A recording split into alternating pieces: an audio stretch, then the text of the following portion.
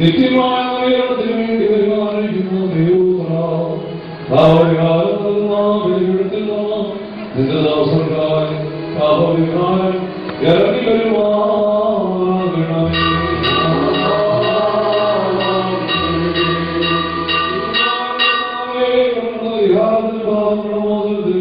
ഞങ്ങളുടെ വിലയേറിയ ശരീരത്തെ അനുഭവിക്കാൻ നോക്കി പാർക്കുന്ന നിന്റെ ആരാധനയുടെ സംഘത്തെ അദൃശ്യമായ നീട്ടി വാഴ്ത്തി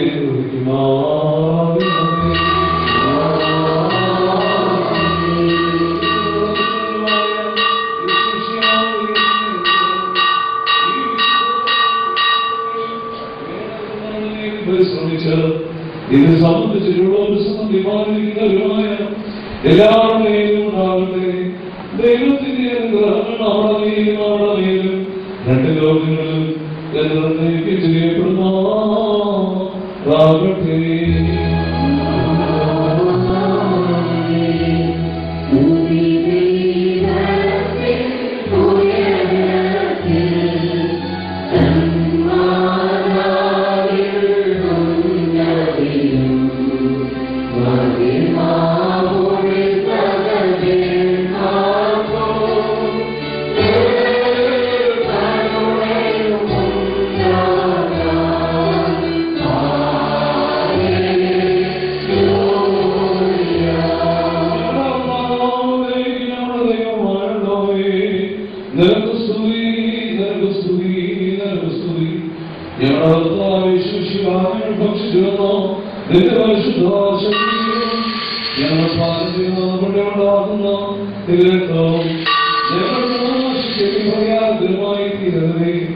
എന്നാലോ ഞങ്ങളുടെ എല്ലാവരുടെയും ജീവിതം രക്ഷകമായി ഭവിക്കണമേ. ദൈവത്തിനാലേ ഞങ്ങളുടെ അനുഗ്രഹം ചൊരിയണമേ.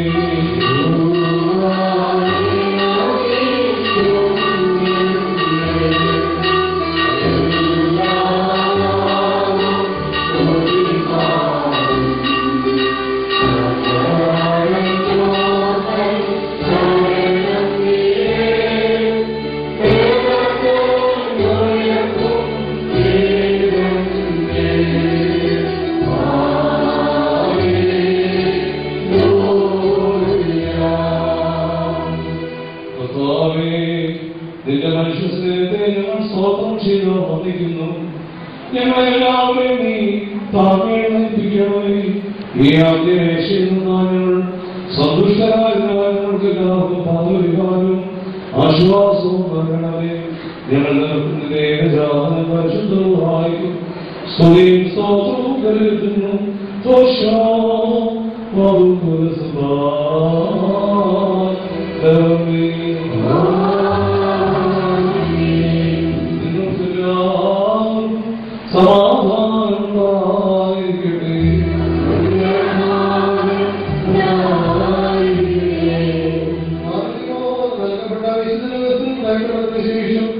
വീട്ടും കാര്യവാനായ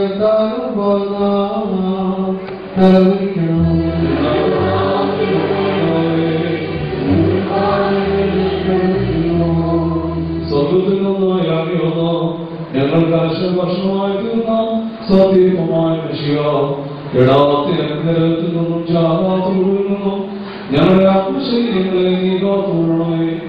ഞങ്ങൾ നടക്കുന്ന പിതാവിൻ പരിശുദ്ധമായി സ്തുതിയും സ്തോത്രവും കരുതുന്നു.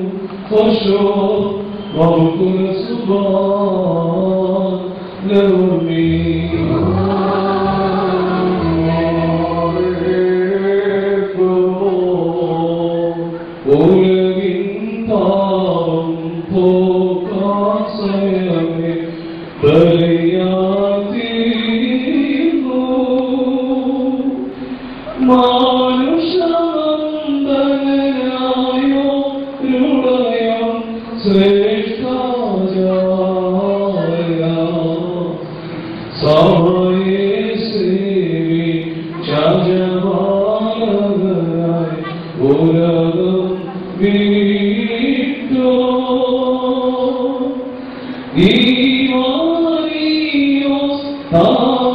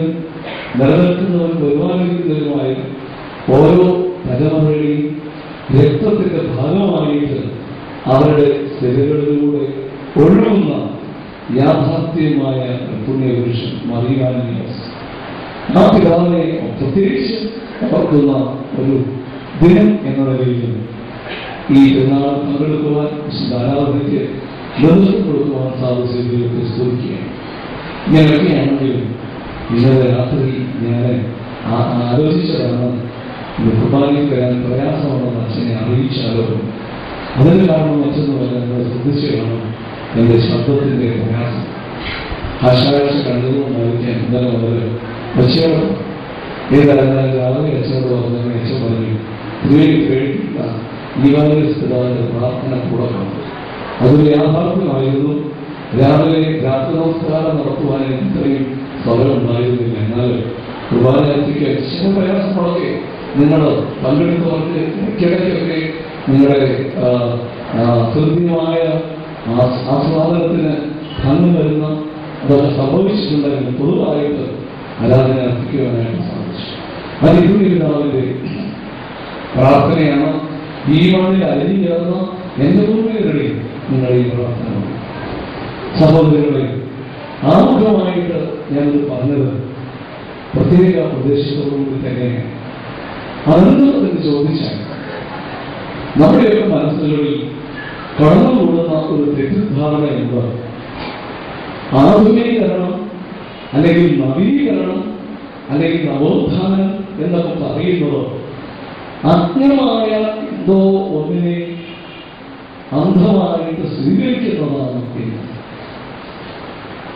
നമുക്ക് അന്യമായ ഒരു സംസ്കൃതിയെയോ നമുക്ക് പരിചിതമല്ലാത്ത ചില വിശ്വാസ സത്യങ്ങളെയോ അല്ലെങ്കിൽ അറിയപ്പെടുന്ന സംഗതികളെയോ നമുക്ക് നിശ്ചയമില്ലാത്ത പരിചയമല്ലാത്ത ഒരു ജീവിത ശൈലിയെയോ ഒരു കുടുംബ ബന്ധത്തെയോ സ്വീകരിക്കുന്നതല്ല നവോത്ഥാനം. നവോത്ഥാനം എന്താണ്? അത് ഉദ്ധാരണത്തിന്റെ ഒരു നവീകരണമാണ്. നവോത്ഥാനം അർത്ഥപൂർണമാകുന്നത് എങ്ങനെയെന്ന് ചോദിച്ചാൽ ഒരുവൻ അവന്റെ വേരുകൾ തേടി പോകുമ്പോഴാണ്. മണ്ണിലേക്ക് എത്രമാത്രം ആഴത്തിൽ വേരുകൾ പായിക്കുവാനായിട്ട് ഒരു വൃക്ഷത്തിന് സാധിക്കുന്നുവോ അപ്പോഴാണ് ആ വൃക്ഷത്തിന് അന്നകലെ ആകാശത്തോളം തന്റെ ശിഖിരങ്ങളെ വളർത്തുവാനായിട്ട് ശിഖിരങ്ങളെ ഉയർത്തുവാനായിട്ട് കഴിയും. അപ്പോഴാണ് ആ ലഭിക്കുന്ന കൊടുങ്കാറ്റിൽ തകർന്നു പോകാതെ നിലംപരിചാകാതെ ആ വൃക്ഷത്തിന് നിൽക്കുവാനായിട്ട് സാധിക്കും. ഇതാണ് നവോത്ഥാനം, ഇതാണ് നവീകരണം, ഇതാണ് അർത്ഥവത്തായ ആധുനികരണം. അതല്ലാതെ നമ്മുടെ വേരുകൾ അറ്റുകളയുന്ന, വേരുകൾ മുറിച്ചു കളയുന്ന, വേരുകളെ അറന്ന് പുതിയ ചില താങ്ങുകൾ സ്വീകരിക്കുന്നതല്ല ജീവിതത്തിലെ നവീകരണവും ആധ്യാത്മികതയും എന്ന് പറയുന്നത്. ഭാരതീയ ദേശീയ പ്രസ്ഥാനങ്ങളുടെ കാലഘട്ടം നോക്കിയാൽ രണ്ട് ആശയ ധാരകൾ ശക്തമായി ഏറ്റുമുട്ടിയിരുന്നു 18ാം നൂറ്റാണ്ടിൽ. ഒന്ന്, രാജാറാം മോഹൻ റോയുടെ നേതൃത്വത്തിൽ പാശ്ചാത്യ സംസ്കാരത്തെയും അതിൽ നിന്ന് ഉരുത്തിരിഞ്ഞു വന്ന ആശയ രീതികളെയും അതിൽ നിന്ന് രൂപീകൃതമായ വിദ്യാഭ്യാസ നയവും ജീവിത ശൈലിയുമൊക്കെ അന്ധമായിട്ട് സ്വീകരിച്ച് ഭാരതത്തിലെ നവോത്ഥാനം ഉണ്ടാകണമെന്ന് അദ്ദേഹത്തിന്റെ നേതൃത്വത്തിലുള്ള ഒരു കൂട്ടം ബുദ്ധിജീവികൾ ആഗ്രഹിച്ചു.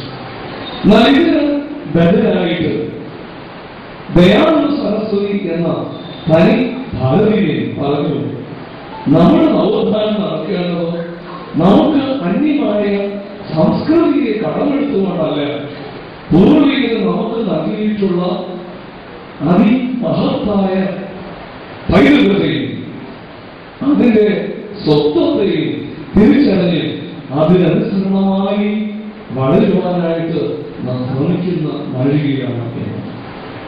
ഇതാണ് അർത്ഥവത്തായിട്ടുള്ള നവോത്ഥാനത്തിന്റെ അടിസ്ഥാനം. അല്ലാത്തതൊക്കെ ശക്തമായ പ്രാതികൂല്യ അവസ്ഥകൾ ഉണ്ടാകുമ്പോൾ കൈമോശം വരുവാനായിട്ട് സാധ്യത. അതുകൊണ്ട് പുണ്യവാനായ ഒരു പിതാവിനെയാണ് ഇന്ന് അനുസ്മരിക്കുന്നത്. ഞാൻ പറഞ്ഞല്ലോ, ജന്മം കൊണ്ട് ഈ ദേശവാസി അല്ലെങ്കിലും അദ്ദേഹം തന്റെ ജീവിതത്തിൽ കുറെ കാലമെങ്കിലും ഈ ദേശത്ത് പാർത്ത് ഈ മണ്ണിനോട് ഇഴുകിച്ചേർന്നു നമ്മുടെ വേരുകൾക്ക് പുതിയ അർത്ഥതലങ്ങളെ പ്രദാനം ചെയ്യും. നമ്മളിൽ നിന്ന് മുറിച്ച് മാറ്റുവാനായിട്ട് ആരൊക്കെയോ ശ്രമിച്ചാൽ നല്ല രീതികളെ വീണ്ടും പുനഃക്രമീകരിക്കുന്നതിന് അന്യക്കൊണ്ടാകുന്നത് ചെയ്യും. ഇത് വേരുകൾ ശക്തീകരിക്കപ്പെട്ട ഒരു പദ്ധതിയാണ്. ഇതാണ് നമുക്ക് വേണ്ടത്. അതുകൊണ്ട് പൂർവ്വപിതാക്കന്മാരെ ഓർക്കുമ്പോൾ നമ്മുടെ യഥാർത്ഥത്തിൽ ഓർക്കുന്നത് എന്താണ്? നമ്മുടെ വേരുകളെ കുറിച്ച് തന്നെയുള്ള അന്വേഷണമാണ്. വേരുകളെ കുറിച്ചുള്ള നമ്മുടെ അന്വേഷണത്തിൽ നിന്നാണ് നമുക്ക് വളരുവാനായിട്ട് കഴിയുന്നത്. വ്യാഴാഴ്ച രാത്രി നമസ്കാരത്തിൽ വൈദിക ദേവതകൾ നമസ്കരിക്കുന്നതിന് വേണ്ടി പരിശുദ്ധ സഭ ക്രമീകരിച്ചിരിക്കുന്ന പ്രാർത്ഥനയിലെ ഒരു ഗീതത്തിന്റെ അർത്ഥം എങ്ങനെയാണ്? ആരാണ് പരിശുദ്ധൻ? അവരുടെ വേരുകൾ ഈ ധരയിലാണ്, എന്നാൽ കൊമ്പുകൾ എവിടെയാണ്? അങ്ങ് അവരുടെ തലകൾ, കൊമ്പുകൾ അങ്ങ് ആകാശത്തിലാണ്. ഇത് ഓർമ്മയിലിരിക്കട്ടെ. എനിക്ക് നിങ്ങൾക്കും കേൾക്കാനോ നമുക്ക് വളരുവാൻ സാധിക്കുന്നത് മണ്ണിലേക്ക് വീണ്ടും വീണ്ടും ആഴത്തിൽ ഇറങ്ങുമ്പോഴാണ്. രവീന്ദ്രനാഥ ടാഗോറിന്റെ ഗീതാഞ്ജലിയിലെ ഒരു ചെറിയ ഭാഗം ഉദ്ധരിച്ചുകൊണ്ട് എന്റെ വാക്കുകളെ അവസാനിപ്പിക്കുകയാണ്. ഇംഗ്ലീഷ് ഇങ്ങനെയാണ്: Emancipation from the soil is not liberation for a tree. മണ്ണിൽ നിന്നുള്ള മോചനം ഒരു വൃക്ഷത്തിന്റെ സ്വാതന്ത്ര്യം അല്ല.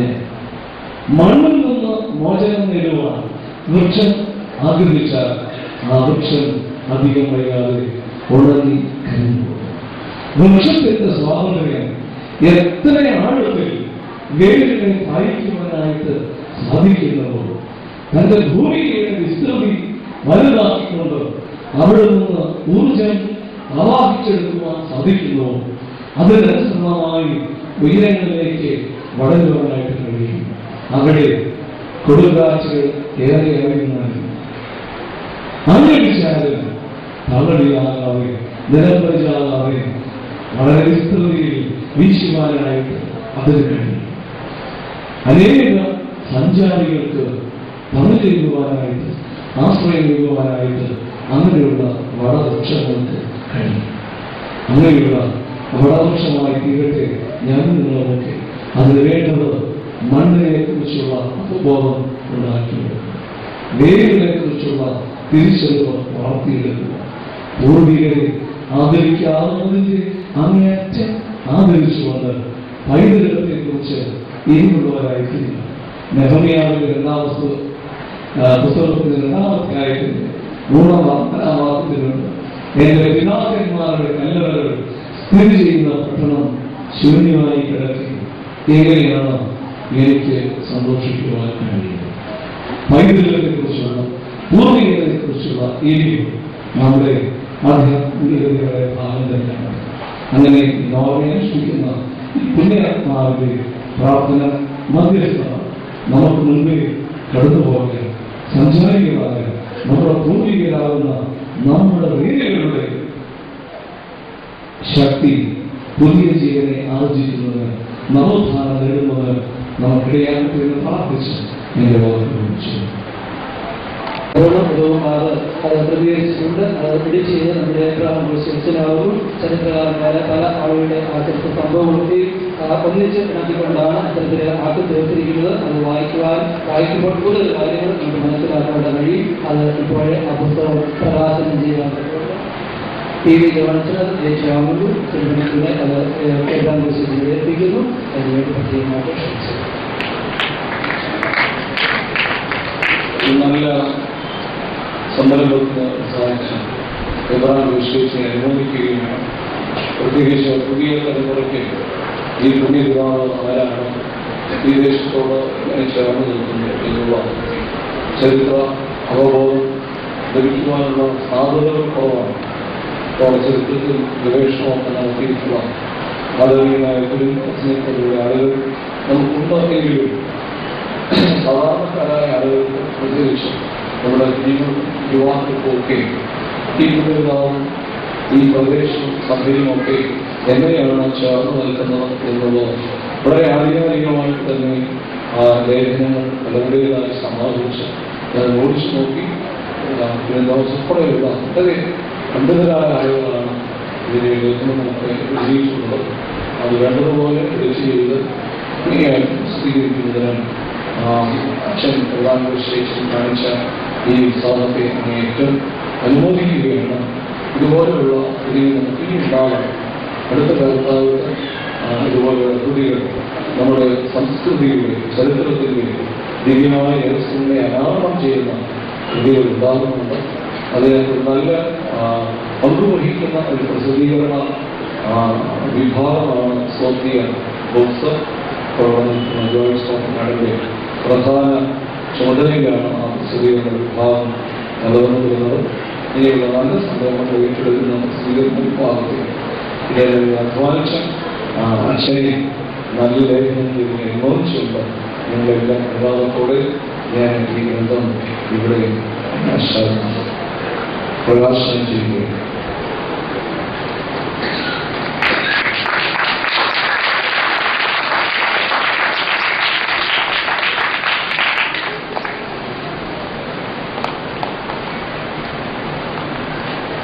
തിരിച്ചെങ്ങോ ചെങ്ങന്നൂർ അതാണെങ്കിൽ മാർ ഇവാനിയോസ് ബാവായി.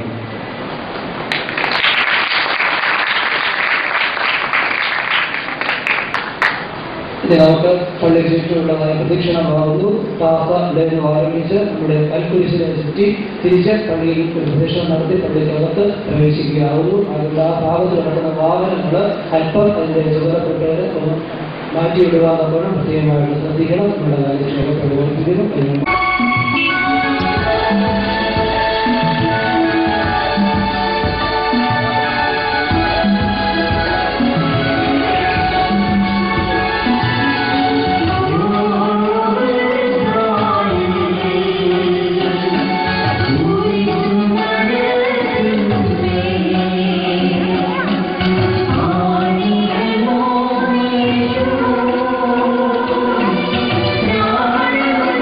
Thank you.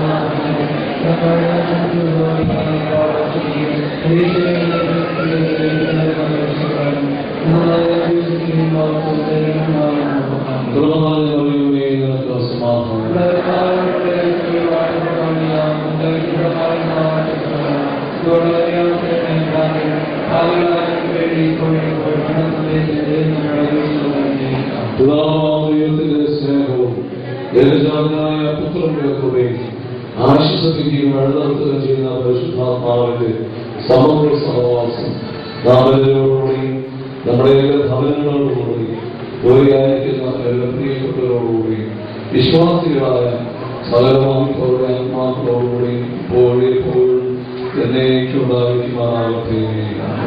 ഈ വാചകത്തിൽ